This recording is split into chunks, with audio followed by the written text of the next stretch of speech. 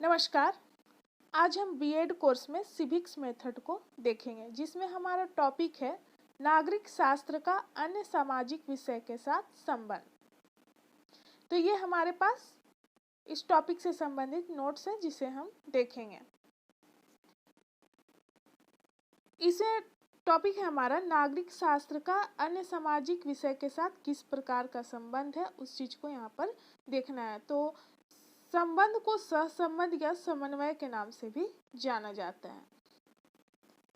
सहसंबंध या समन्वय का अर्थ दो या दो से अधिक वस्तु, घटना या विचारों में संबंध स्थापित करना होता है।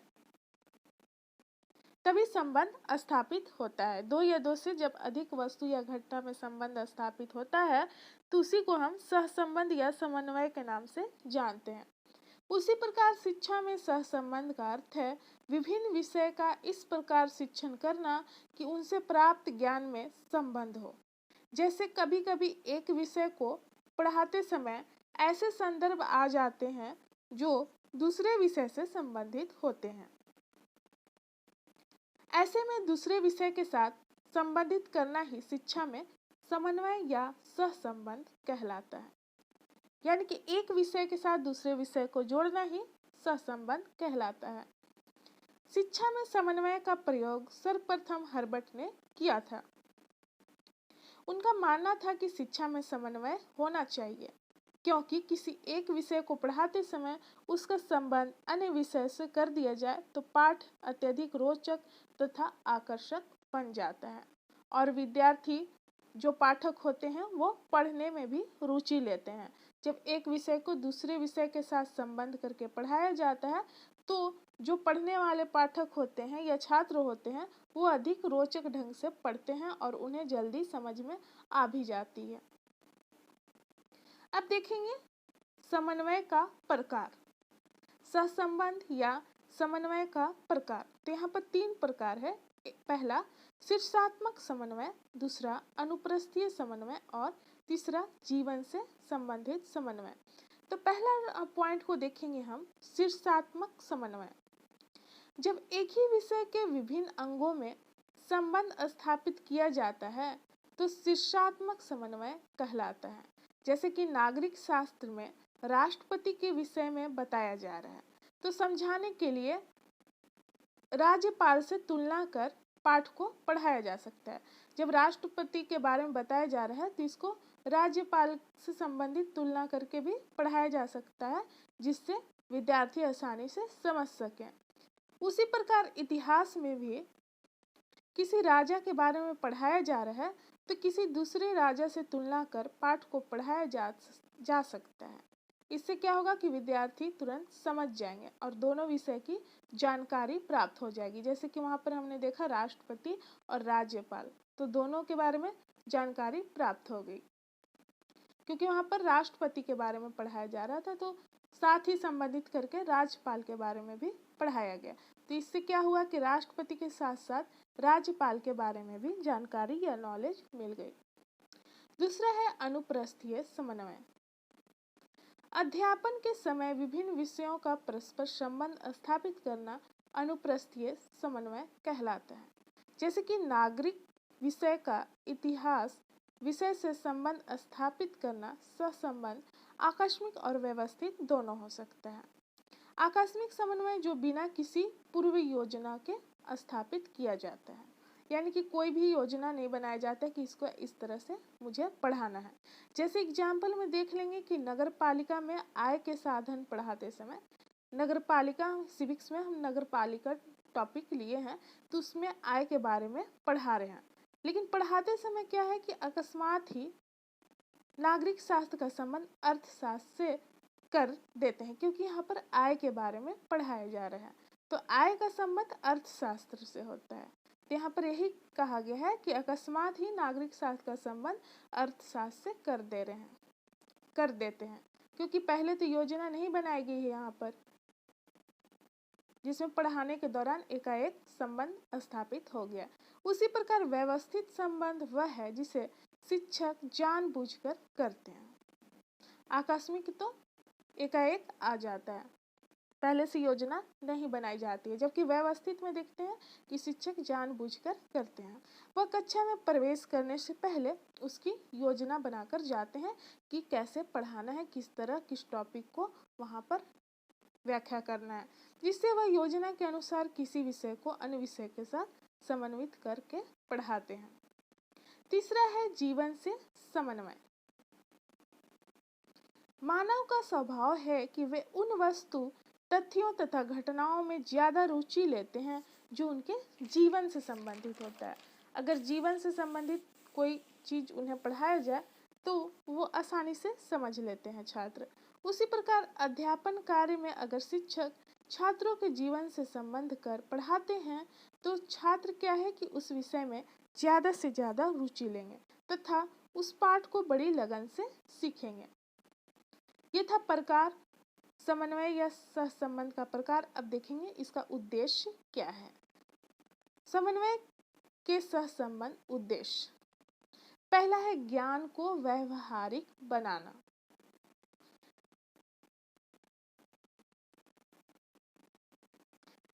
विभिन्न विषय को के साथ संबंध स्थापित करते हुए नागरिक विषय का अध्ययन किया जाए तो छात्र को नागरिक विषय की विभिन्न घटना, तथ्य आदि का व्यवहारिक तथा वास्तविक ज्ञान प्राप्त होगा। जब इसको विभिन्न विषय के साथ संबंध करके पढ़ाया जाए तो इससे छात्रों को अनेक व्यवहारिक घटनाओं के बारे में, तथ्यों के बारे में जानकारी प्राप्त होगी। इस प्रकार समन्वित अध्ययन से छात्रों को न केवल नागरिक विषय का ज्ञान होगा बल्कि अन्य विषय का भी ज्ञान प्राप्त होगा। दूसरा है पाठ्यक्रम को सरल बनाना। नागरिक विषय को अन्य विषय के साथ समन्वित कर पढ़ाया जाए तो विषय सरल और रोचक बन जाती है, जिससे पाठ्यक्रम का भार कम हो जाता है। विद्यार्थी को जो लोड लगता है पढ़ने में वो कम हो जाता है, भार कम हो जाता है। अतः अध्यापक को नागरिक विषय का शिक्षण कराते समय अन्य विषय के साथ संबंधित करते हुए पढ़ाना चाहिए। तीसरा उद्देश्य है मितव्ययिता लाना। यदि हम नागरिक शास्त्र को अन्य विषय के साथ संबंध कर पढ़ाते हैं तो इससे छात्रों में विषय के प्रति रुचि उत्पन्न होगी तथा शिक्षक एवं छात्र दोनों का समय और श्रम की बचत होगी। इस शिक्षण में अन्य विषय की भी जानकारी आसानी से प्राप्त होगी। चौथा है सामाजिक विकास में वृद्धि करना। चौथा उद्देश्य है सामाजिक विकास में वृद्धि करना।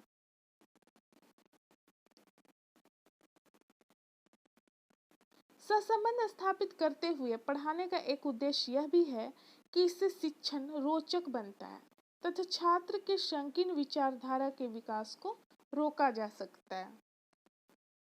जो कि गलत विचारधाराएं आती है समाज से संबंधित, उनको रोका जा सकता है क्योंकि छात्र अपने विषय को ही ज्यादा महत्व देते हैं। इससे छात्रों के विचारधारा में संकीर्णता आती है। सहसंबंध के द्वारा संकीर्ण विचारधारा को रोका जा सकता है तथा छात्रों में सामाजिक भावना के विकास में सहायता मिलती है। अगला उद्देश्य देखेंगे सामाजिक गुणों का विकास। छात्रों में सामाजिक गुणों का विकास करना। नागरिक शास्त्र को यदि अर्थशास्त्र, इतिहास तथा समाजशास्त्र जैसे विषय के साथ सहसंबंध करके पढ़ाया जाए तो छात्रों में विभिन्न सामाजिक गुणों का विकास होता है, जैसे कि सहयोग करना एक दूसरे का, सहनशीलता की भावना, ईमानदारी आदि गुण विकसित होते हैं। अगला पॉइंट है मानवीय संबंधों की जानकारी होना।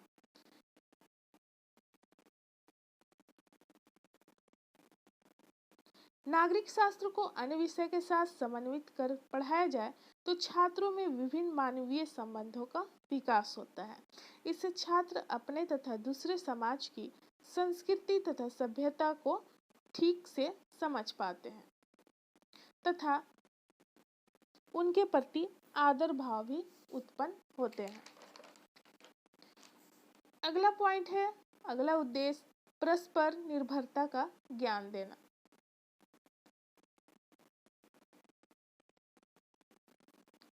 समन्वित अध्ययन से बालकों को अन्य विषय की भी जानकारी प्राप्त होती है, जिसमें छात्र को अन्य विषय की आर्थिक, सामाजिक, सांस्कृतिक, ऐतिहासिक आदि घटनाओं का ज्ञान प्राप्त होता है, जिससे छात्रों को पाठ को समझना सरल हो जाता है। अगला है बिंदु हमारा, अन्य विषय के साथ नागरिक शास्त्र का संबंध किस प्रकार है, उस चीज को हम यहाँ पर देखेंगे। जैसे कि नागरिक शास्त्र का इतिहास से किस प्रकार संबंध है, भूगोल से किस प्रकार संबंध है, अर्थशास्त्र से किस प्रकार संबंध है, उन चीजों को हम यहाँ पर देखेंगे। पहला पॉइंट है हमारा नागरिक शास्त्र और इतिहास। पहला पॉइंट है नागरिक शास्त्र और इतिहास, इनके बीच किस प्रकार का संबंध है, उस चीज को हम देखेंगे। इतिहास और नागरिक शास्त्र का परस्पर घनिष्ठ संबंध है। आधुनिक समय में नागरिक शास्त्र को इतिहास का एक भाग माना जाता है। नागरिक शास्त्र वर्तमान का क्रमबद्ध अध्ययन कराता है तथा इतिहास भूतकाल का अध्ययन कराता है। नागरिक शास्त्र क्या है कि वर्तमान का अध्ययन कराता है और इतिहास भूतकाल का। नागरिक शास्त्र में वर्तमान काल की सामाजिक समस्याओं का अध्ययन करता है या कराता है, जिसमें व्यक्तियों को उन बुराइयों से अवगत कराता है जिनके कारण भूतकाल में भयंकर युद्ध हो चुके हैं। और इतिहास हमें बतलाता है कि समाज भूतकाल में किन किन सामाजिक, सांस्कृतिक, आर्थिक, राजनैतिक अवस्थाओं से गुजर चुका है। अतः कहा जा सकता है कि इतिहास और नागरिक शास्त्र का आपस में वही संबंध है जैसा कि जंतु विज्ञान का जंतु से होता है। अतः अध्यापक को नागरिक शास्त्र पढ़ाते समय इतिहास से उदाहरण लेकर पाठ को स्पष्ट करना चाहिए। दूसरा पॉइंट है नागरिक शास्त्र एवं अर्थशास्त्र, इनके बीच किस प्रकार का संबंध है। नागरिक शास्त्र तथा अर्थशास्त्र में घनिष्ठ संबंध है। दोनों ही समाजशास्त्र के दो अंग हैं। दोनों ही मानवीय क्रियाओं का अंग है। इनमें से एक धन से संबंधित है तथा दूसरा नागरिक के क्रियाओं का अध्ययन करता है। अर्थशास्त्र मनुष्य के आर्थिक कल्याण के लिए सोचता है तथा नागरिक शास्त्र मनुष्य के नागरिक कल्याण के लिए। यहाँ पर हमने देखा कि अर्थशास्त्र आर्थिक कल्याण यानी धन संपत्ति से संबंधित और नागरिक शास्त्र नागरिक कल्याण से।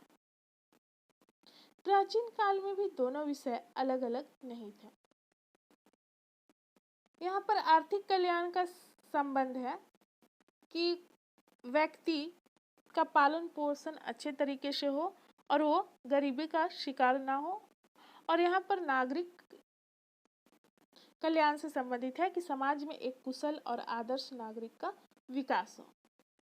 अर्थव्यवस्था धन की उन्नति करता है तथा नागरिक शास्त्र कर से संबंधित कानून तथा उसको लागू करने की विधि का निर्माण करता है। यानी दोनों मानव जीवन को सुखी, समृद्धिशाली और शांतिपूर्ण बनाता है। इसी प्रकार अर्थशास्त्र नागरिक शास्त्र की मदद से व्यापार, उद्योग, बजट, कर का निर्धारण, बैंकिंग प्रणाली आदि सभी क्रियाकलापों में सरकार एवं राज्य की कानून के अनुसार कार्य करता है। इस तरह अर्थशास्त्र और नागरिक शास्त्र में घनिष्ठ संबंध है। अतः नागरिक शास्त्र के अध्यापक को शिक्षण कराते समय परिस्थिति के अनुसार अर्थशास्त्र के उदाहरण का भी प्रयोग करना चाहिए। तीसरा है नागरिक शास्त्र तथा भूगोल, इनके बीच किस प्रकार का संबंध है। तो नागरिक शास्त्र तथा भूगोल में भी घनिष्ठ संबंध देखा जाता है। जिस प्रकार नागरिक शास्त्र नागरिकों की विभिन्न समस्याओं का अध्ययन करता है, उसी प्रकार भूगोल जो होता है किसी देश की भौगोलिक स्थिति का अध्ययन कराता है। अगर किसी राष्ट्र की भौगोलिक स्थिति अर्थात जैसा कि जलवायु, भूमि, मिट्टी, खनिज पदार्थ, वन तथा मनुष्य की शारीरिक रचना तथा विकास को प्रभावित करते हैं, उसी प्रकार नागरिक शास्त्र में राज्य एवं राष्ट्र का वर्णन किया जाता है। परंतु किसी की राजनीतिक और आर्थिक स्थिति उसकी भौगोलिक स्थिति पर निर्भर करती है। इसलिए नागरिक शास्त्र के शिक्षकों को राष्ट्र के विषय में पढ़ाते समय उस राष्ट्र की भौगोलिक स्थिति को भी विवेचन करना चाहिए। अगला पॉइंट है नागरिक शास्त्र और नीति शास्त्र। नीति शास्त्र क्या है कि किसी बालक या व्यक्ति को एक आदर्श व्यक्ति या नागरिक बनने के लिए सिखाता है। यहाँ पर देखेंगे इनके बीच संबंध क्या है। तो नागरिक शास्त्र तथा नीति शास्त्र दोनों में घनिष्ठ संबंध है। जिस प्रकार नीति शास्त्र किसी बालक या व्यक्ति को एक आदर्श नागरिक बनने के लिए सिखाता या प्रेरित करता है, उसी प्रकार नागरिक शास्त्र भी किसी नागरिक को आदर्श एवं कर्तव्यवान बनाता है। नीति शास्त्र बालक को आदर्श नागरिक बनाता है, जबकि नागरिक शास्त्र आदर्श एवं कर्तव्यवान बनाता है। नीति शास्त्र बालक या राष्ट्र को सत्य असत्य, अच्छाई बुराई, आचार विचार का ज्ञान देता है, जिसे व्यक्ति में उन गुणों का विकास हो जिसकी समाज व एक नागरिक में होना चाहिए। नीति शास्त्र एक अच्छा नागरिक बनने में सहायता करता है। नीति शास्त्र के अंतर्गत सभी व्यक्तियों को अच्छे और बुरों में भेद करना सिखाया जाता है कि क्या चीज अच्छा है और क्या चीज बुरा है। नीति शास्त्र वस्तु, विचार और घटनाओं की अच्छाई और बुराई को निर्धारित करता है। अर्थात नीति शास्त्र नागरिक शास्त्र के लिए रामबाण की औषधि माना जाता है।